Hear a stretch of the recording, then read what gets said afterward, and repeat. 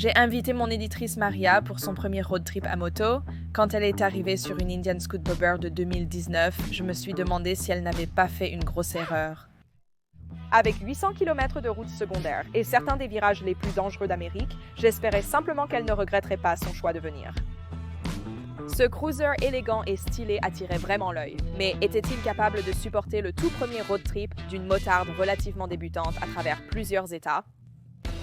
Ceci est une Indian Scoot Bobber 2019 et c'est elle qui m'a emmené lors de mon tout premier road trip à moto.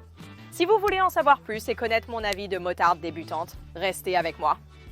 Vous vous demandez sûrement qui choisirait une Indian Scoot Bobber pour un road trip de 800 km?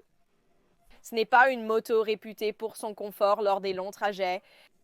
En fait, les bobbers contemporains n'existent que grâce à une tendance des années 1920 appelée le bob job. Cela consistait à dépouiller une moto de toutes ses pièces inutiles afin qu'elle soit aussi légère et économique que possible. En bref, retirer les éléments qui la rendraient confortable et pratique pour un road trip. Les guidons étaient raccourcis et réduits pour garder la conductrice basse et aérodynamique, créant une jolie petite courbe en point d'interrogation de la colonne vertébrale, parfaite pour ces trajets de 8 heures. Le garde-boue arrière et la selle ont été raccourcis et réduits pour la garder légère et rapide. Pas de problème de fesses douloureuses.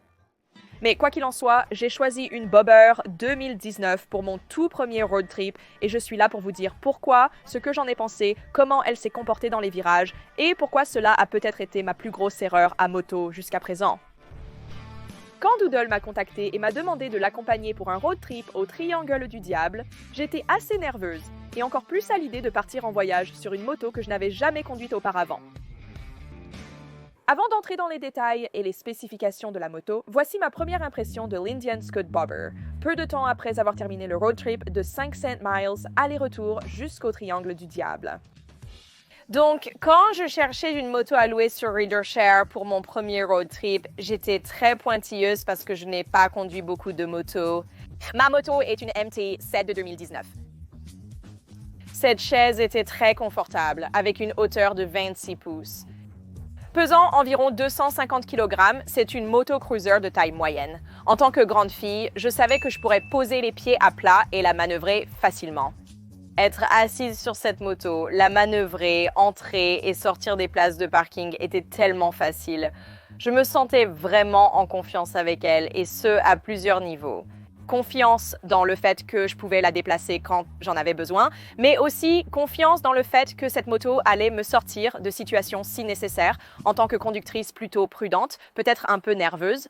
J'aime sentir que ma moto peut me sortir d'une situation si besoin et avec 1200 cm3, celle-ci le faisait sans problème, je pouvais filer quand il le fallait. Elle a filé partout et j'ai vraiment adoré et c'était tellement amusant. Ah, sur le Triangle du Diable, c'était tellement amusant. Je sais que Whitney va en parler un peu plus aussi. Je me suis tellement penchée en avant, j'avais vraiment cette impression. Vous pouvez me dire si c'était réellement le cas. Malgré tous les aspects parfaits de cette moto pour moi en tant que nouvelle conductrice, dès le départ, j'étais un peu vouée à l'échec en ce qui concerne le confort pour les longs trajets. Même Caroline essayait d'être gentille et de me soutenir tout en me prévenant subtilement que j'allais avoir mal. Vraiment confortable. Je trouve ça surprenant. Eh bien, j'aimerais voir ce que tu diras après le voyage cependant.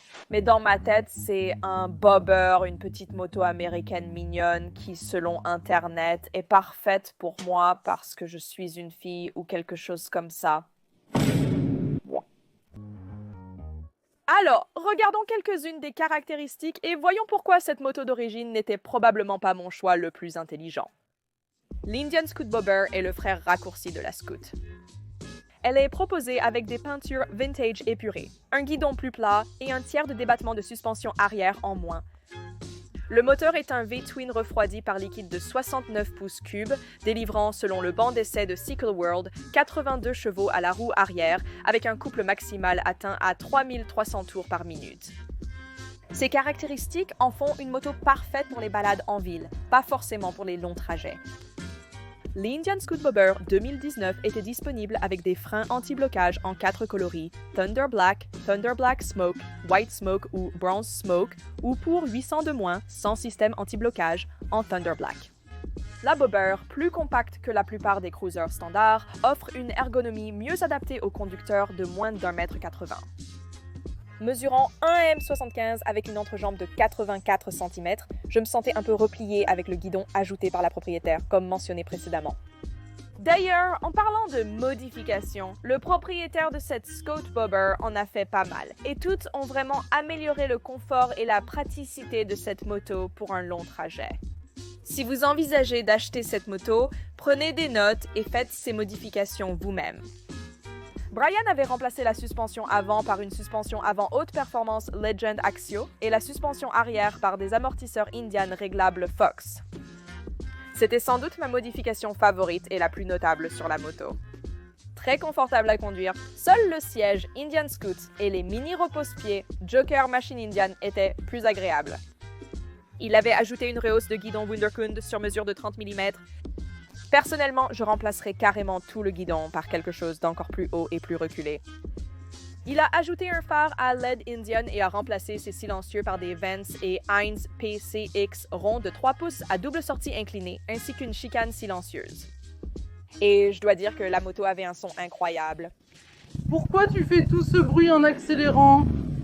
Et enfin, sa barre Sissi personnalisée et son porte-bagages acheté sur Etsy étaient non seulement magnifiques, mais aussi très pratiques pour le voyage.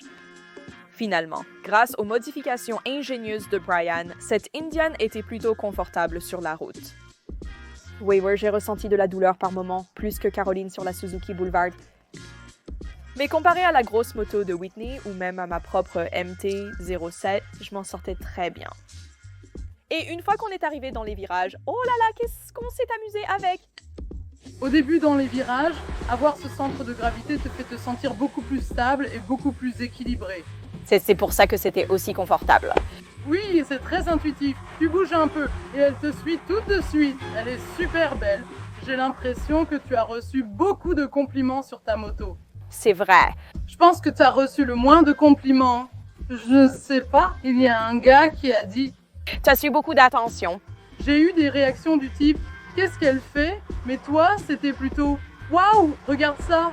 La qualité et la finition de ce vélo sont superbes. Il se conduit vraiment bien.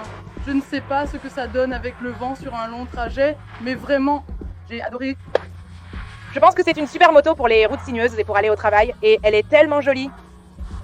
Ça me rappelle mon époque avec la Triumph Street Triple R, ma deuxième moto.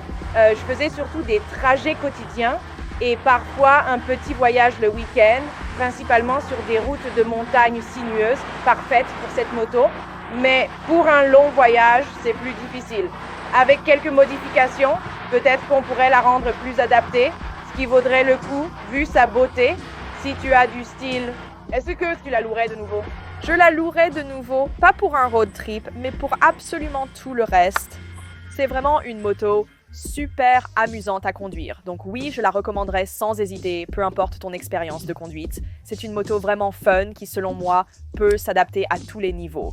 Et oui, je me suis vraiment attachée à elle pendant ce voyage. Pour être honnête, elle va vraiment me manquer. Donc, l'Indian Scoot Bobber n'était finalement pas si mal pour un road trip de 800 km. Et franchement, je suis tombée amoureuse de cette moto dans son ensemble, surtout pour les trajets quotidiens et les routes sinueuses, grâce aux super modifications que mon autre Rider Share a ajoutées à la moto. Je ne suis pas repartie de ce voyage en me souvenant de la douleur.